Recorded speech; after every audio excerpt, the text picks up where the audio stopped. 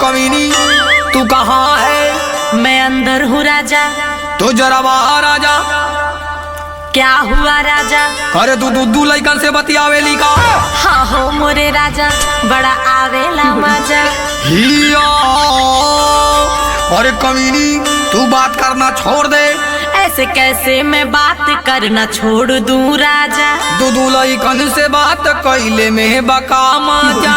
एगो शॉपिंग एगो रिचार्ज भी करावेला। करे तू दूगो बॉयफ्रेंड के बनावेला। आजकल एक लइका से न मन भरेला। और जैसन उपदरो के बताओ करेला। ई कुल करे में हमके बड़ी मजा आवेला। अरे तोरे जैसन मरखौ की लइकिन के